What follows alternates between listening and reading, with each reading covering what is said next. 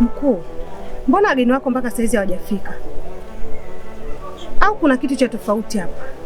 Mimi ninavyoona kuna mkono wa mtu, sio bure. Labda nikwambie kitu kimoja tu, hajasaidia kitu, ila nakupa siku 3. Naomba ili jambo liishe.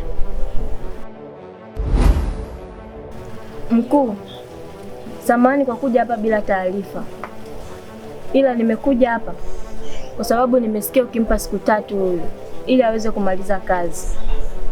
Ombi langu kwako mkuu, msimwache aende peke yake, kwa maana yule mtu sio wa kawaida mnavyodhani.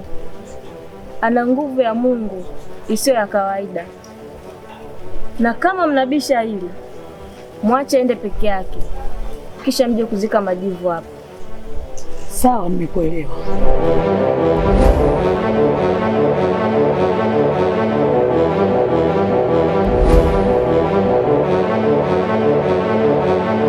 Unajua, na yatafakari yale maneno ya yule mtu ambaye tulikutana naye njiani,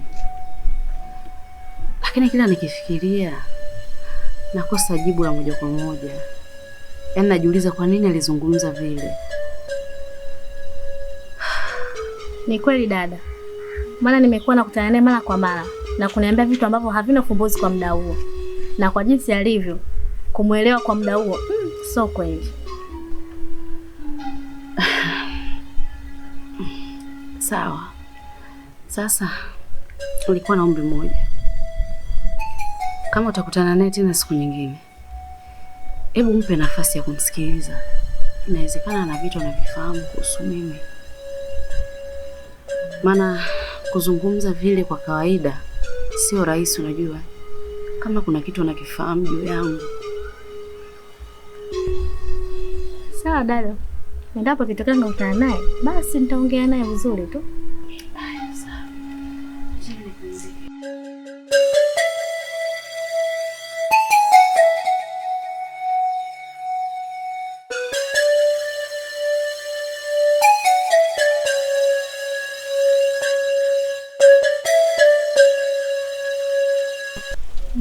Mimi Sofia nishamwambia kila kitu. Nimwambia masuala yote kuhusu mama niachie mimi. Sijui mama atakataa, mama atakubali, ataki astaki, niachie mimi. Lakini amekuwa mbishi katika kujali hisia zangu.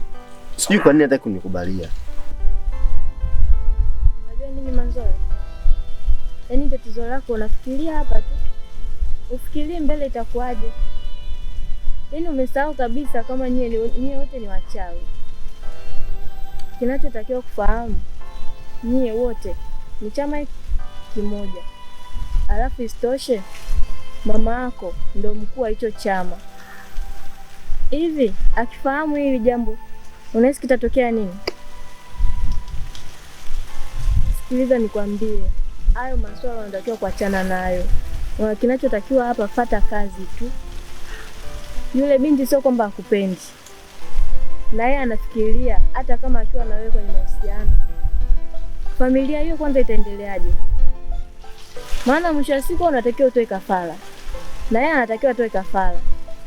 Haya, hiyo familia nadhani kuna familia hapo tena. Hayo masuala achana nayo. Kinachotakiwa fata kazi.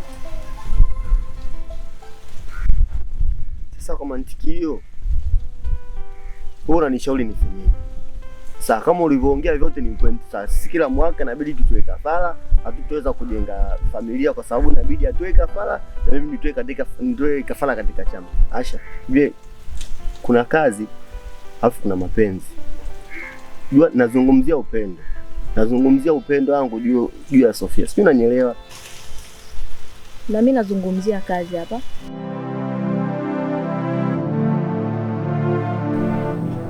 Nimekuja kukumaliza.